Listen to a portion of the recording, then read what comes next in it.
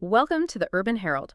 We're the team that cuts through the noise, aiming to bring you the essential insights you really need to be well informed. Today, we're doing a deep dive into something that's, well, it's really grabbed the global spotlight, the Brad Pitt F1 movie. And we're not just looking at, another big budget film here. This is, I think, a really fascinating case study in how entertainment itself is evolving. This movie didn't just smash box office records. It seems to have redefined celebrity engagement and maybe fundamentally reshaped how we think about cinema, tech, sports, all wrapped into one high-octane package. Yeah, what's really remarkable, I think, isn't just the film's success as, a standalone movie. It's more like a masterclass in strategic entertainment. It offers this really clear roadmap for how tech companies, like Apple in this case, are positioning themselves now to dominate Hollywood and maybe even beyond. This project feels like it was a sophisticated business tool, really meticulously designed to capture entire markets. It signals a significant, maybe even irreversible, shift in the entertainment landscape. That's quite a strong claim about its impact. So, okay, let's get into the numbers a bit. Did they actually back that up?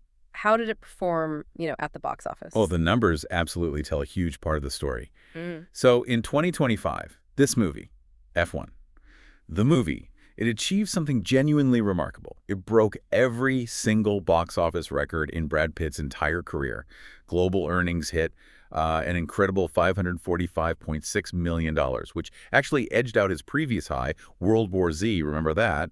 That brought in $540 million worldwide. So yeah, it wasn't just a hit, it was a career-defining financial success for him. Wow. That's impressive, especially when you consider the production costs estimated somewhere between, what, $200 and $300 million.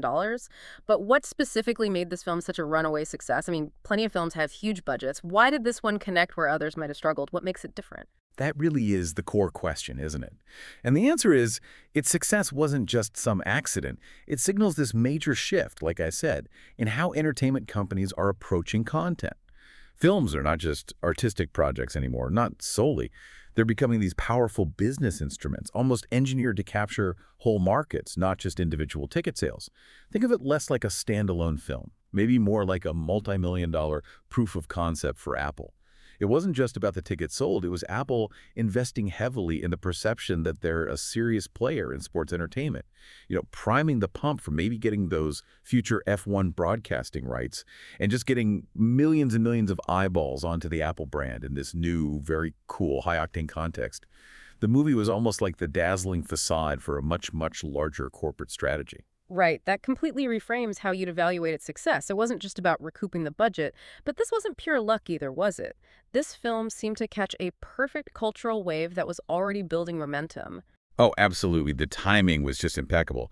You had the Netflix series Drive to Survive, which had already done so much heavy lifting. It transformed Formula One from, let's be honest, a pretty niche European motorsport into a genuine global phenomenon. Especially here in the United States, right? Since it debuted back in 2019. Yeah, and when you look at the impact Drive to Survive had, I mean, the stats are amazing. It's credited with dropping the average age of F1 viewers from like 44 down to 32, and significantly boosting the number of female viewers too. That demographic shift, well, it created basically the perfect conditions for Apple Studios to launch something this big, this ambitious theatrically. Yeah. They really struck when the iron was absolutely piping hot. Exactly. Yeah. And it wasn't only the timing, it was also kind of a masterclass in putting the right talent together. You get director Joseph Kosinski, who is coming straight off the massive success of Top Gun Maverick. So he brings this proven track record for thrilling, technically brilliant blockbusters. Then you add the legendary producer Jerry Bruckheimer. And then, and this is crucial, the active involvement of Lewis Hamilton, 7-time Formula One champion, involved as a producer, as a creative consultant. Now, that wasn't just getting a celebrity name attached. It was a deeply strategic move to give the film this unparalleled level of authenticity. You needed that for the serious racing fans, but you also had to make sure it appealed to a broad mainstream audience.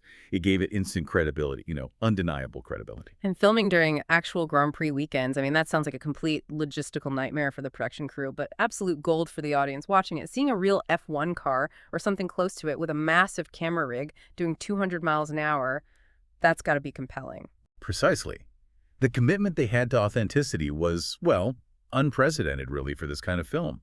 They embedded the filmmakers right into actual Grand Prix weekends. They were capturing footage during the 2023 and 2024 World Championships. Now, that decision Okay, it definitely increased production costs significantly, no doubt, but it created this immersive experience that, frankly, previous motorsport films just couldn't replicate. It really captured the genuine buzzing atmosphere of F1. It delivered this visceral excitement that audiences, well, clearly they responded to it massively. Okay, so this brings us squarely to Apple, the tech giant Ingle. They'd faced some, let's say, challenges before this in establishing a really significant theatrical presence. Big budget films like Napoleon, Killers of the Flower Moon. Critically acclaimed, sure, but they didn't exactly set the box office on fire. Were they actually rethinking their whole movie release strategy before this F1 project landed? Reports suggest they absolutely were. Yeah. There was talk that Apple was considering scaling back on wide theatrical releases, maybe even thinking about just limited cinema runs before putting things exclusively onto Apple TV plus on F1. The movie just completely changed that calculation for them.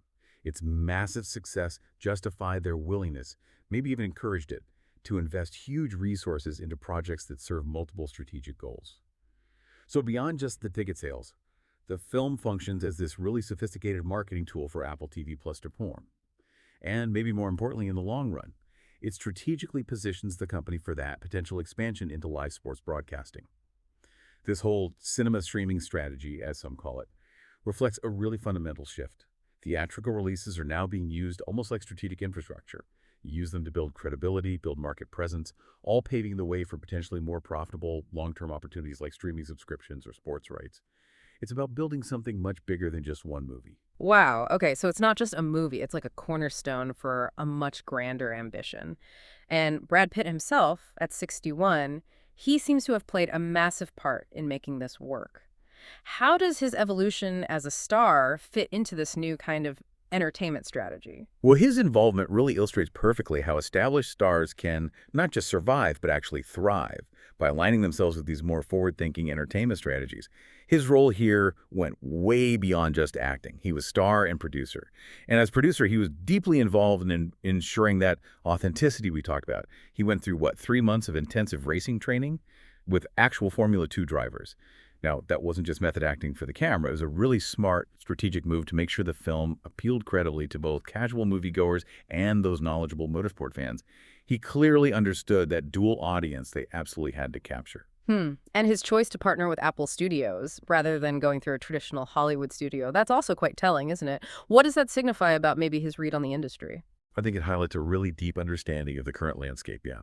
While the traditional studios have become, increasingly risk-averse, especially with massive original projects, these tech companies like Apple, they have the deep pockets and, maybe more importantly, the strategic incentive to invest heavily in these big, prestigious projects that significantly enhance their overall brand image. So for Pitt, this partnership probably offered immense creative freedom, certainly significant financial backing.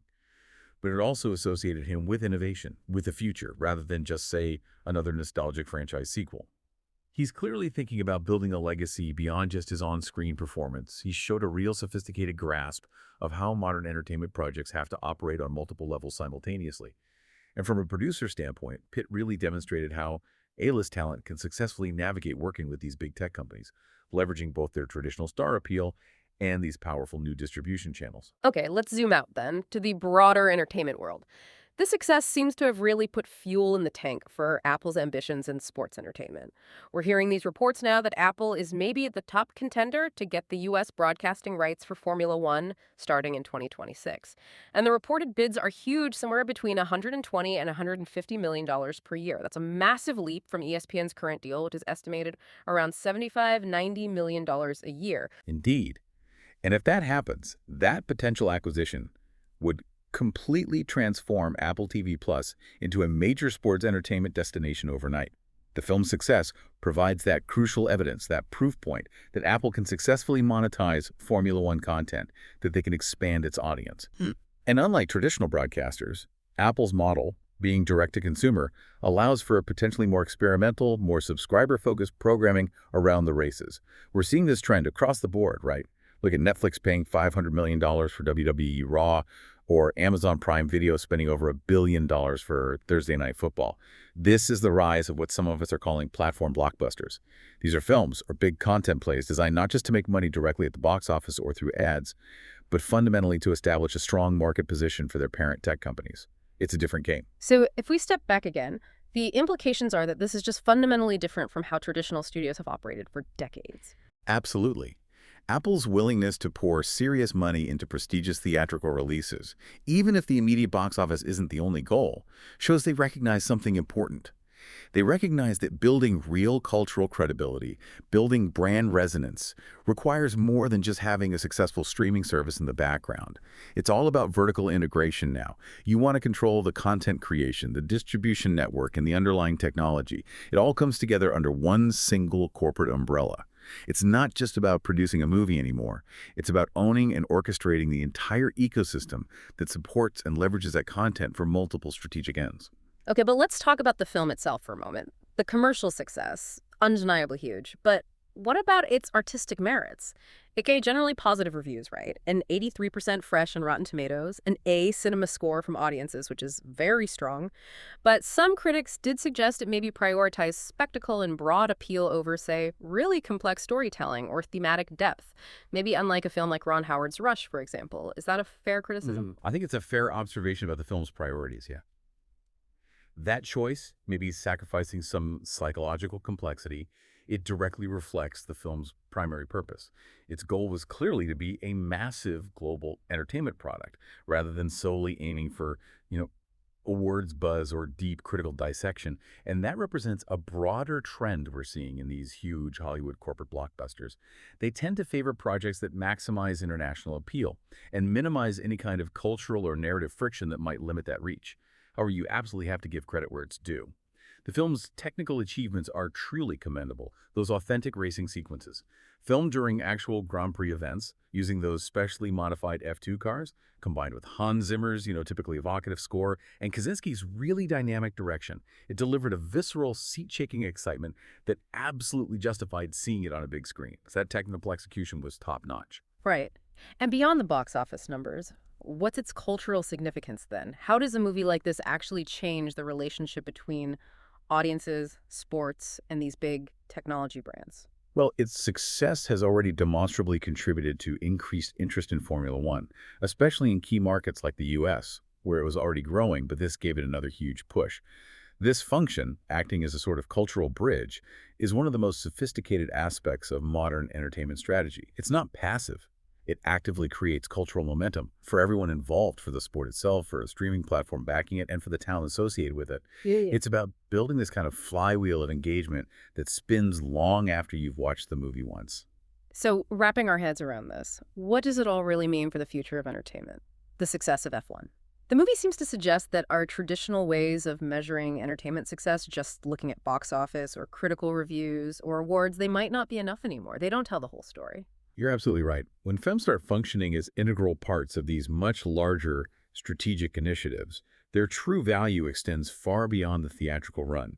It includes market positioning, overall brand enhancement, platform development. It's a much broader calculation. Now, this evolution, it creates exciting new opportunities for creative professionals, especially those willing to embrace these kinds of hybrid commercial artistic approaches. But, and this is the important question it raises, does it also potentially limit the space for more experimental, maybe more purely artistic projects, ones without such obvious strategic tie-ins? The sheer financial resources these tech companies can deploy dwarf what most traditional studios can manage now. But their ultimate goals might, understandably, prioritize platform growth and market expansion over fostering pure creative innovation for its own sake. So this change offers potentially better production values for audiences, which is great, but also maybe raises concerns about a potential homogenization of creativity in the long run. And thinking about that potential Apple acquisition of the F1 broadcasting rights, that would be a really significant milestone, wouldn't it? In the whole evolution of sports entertainment. How might that fundamentally change how we consume sports content? Oh, it can set entirely new standards. Imagine their ability to integrate that high-quality film content, maybe behind-the-scenes stuff, with the live race broadcasts, all enhanced by Apple's technological capabilities for potentially more interactive, more immersive viewing experiences, things we haven't even thought of yet. Successfully landing and executing on F1 rights would give them huge credibility as serious long-term players in the global sports world. It could really redefine how sports content gets produced, marketed, and ultimately consumed by fans around the world. So what's the big takeaway here as we wrap up? It feels like the remarkable success of this Brad Pitt F1 movie truly signals a fundamental change, a change in how entertainment content now functions within these bigger technology and media ecosystems. It's a film, yes, but it's also clearly a marketing tool and a strategic business initiative all rolled into one. I think that strategic integration of entertainment within larger corporate goals is, frankly, probably an irreversible industry trend at this point. Apple Studios' willingness to invest so much, so significantly, in theatrical releases specifically designed to bolster their streaming platform ambitions. It clearly shows how these tech companies are reshaping the entire industry's dynamics. And the film's success proves that, look, with the right timing, really authentic execution, and a clear strategic vision, these big entertainment projects can indeed go far beyond just immediate commercial goals. They can actually influence entire industries and even cultural movements. Indeed, it certainly feels like Apple Studios has taken pole position in a race that really has only just begun, which leaves us, and you, with a big question to ponder. As entertainment becomes ever more deeply integrated with these massive technology platforms and their corporate strategies, how do we as viewers and participants ensure that a diversity of voices, a range of perspectives, continues to thrive in that new landscape? We'd love to hear your thoughts.